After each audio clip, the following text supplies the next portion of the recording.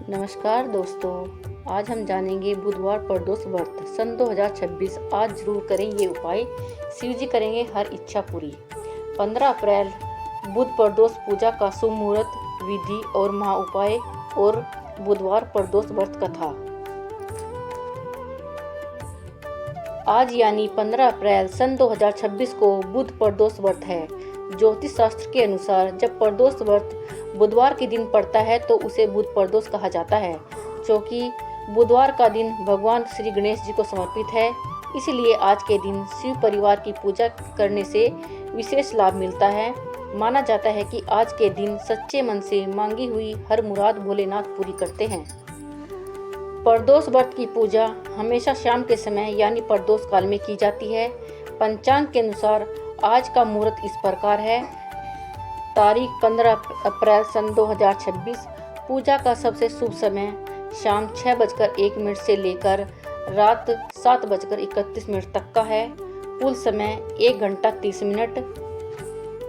आइए अब जानते हैं पूजा की सरल विधि। सुबह जल्दी स्नान करके व्रत का संकल्प लें।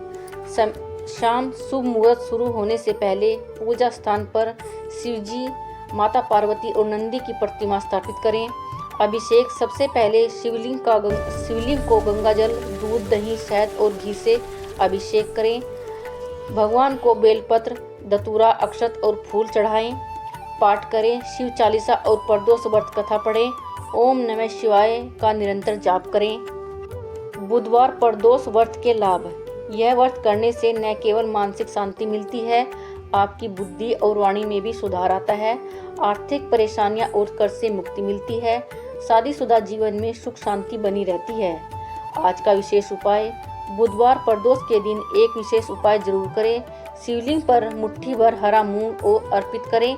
ऐसा करने से नौकरी और व्यापार में आ रही बाधाएं दूर होती हैं और धन लाभ के योग बनते हैं। आइए आपको बताते हैं सफलता के मंत्र। पूजा के दौरान इन मंत्रों का जाप करें। ओम नमः शिवाय। इन बातों का रखें खास ख्याल। व्रत में सात्विक भोजन ही करें। किसी की बुराई न करें और मन में नकारात्मक विचार न लाएं। ब्रह्मचर्य का पालन करना अनिवार्य है। आइए अब जानते हैं बुध प्रदोष व्रत कथा। कथा की शुरुआत। प्राचीन काल की एक पौराणिक कथा के अनुसार एक पुरुष का नया विवाह हुआ था। विवाह के समय बाद वह अपनी पत्नी को लेने के लिए अपनी ससुराल गया। वहाँ उसने अपने ससुर से कहा कि वह अपनी पत्नी को विदा करना चाहता है, लेकिन उस दिन बुधवार था। सास ससुर और अन्य रिश्तेदारों ने उसे समझाया कि बुधवार के दिन बेटी की विदाई करना या यात्रा करना शुभ नहीं माना जाता है। उन्होंने उसे रोकने का बहुत आग्रह किया, लेकिन वह व्यक्ति नहीं माना और जिद पर अड़ गया। विवश होकर माता पिता को अपनी बेटी को विदा करना पड़ा। रास्ते में संकट। पति पत्नी बैलगाड़ी में बैठकर अपने नगर की ओर चल दिए। अभी वे रास्ते में ही थे कि पत्नी को प्यास लगी। पति ने पत्नी से कहा, तुम यहीं बैठो, मैं तुम्हारे लिए पानी लेकर आता हूँ। जब वह पुरुष पानी लेकर वापस लौटा तो वहाँ यह देखकर दंग रह गया कि उसकी पत्नी के पास बिल्कुल उसी की जैसी शक्ल सूरत वाला एक दूसरा पुरुष बैठा है और उसकी पत्नी उससे बातें कर रही है।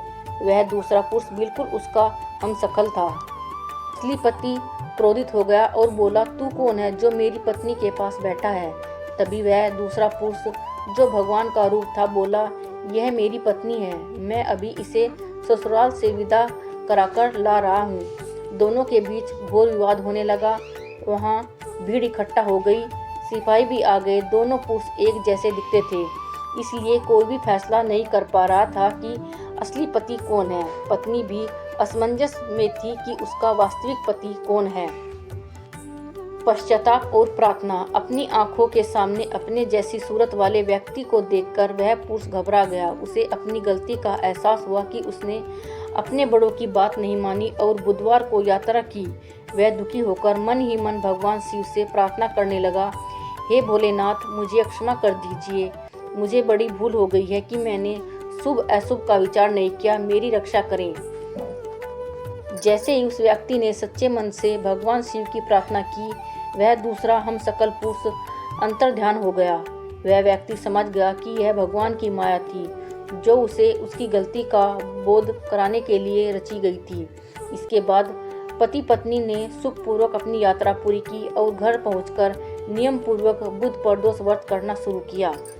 यह थी बुधवार प्रदोष व्रत की कथा। इस कथा में हमें यह सीख मिलती है कि हमें कभी भी अपने बड़ों की आज्ञा का उल्लंघन नहीं करना चाहिए और भगवान शिव की कृपा पाने के लिए प्रदोष काल में श्रद्धापूर्वक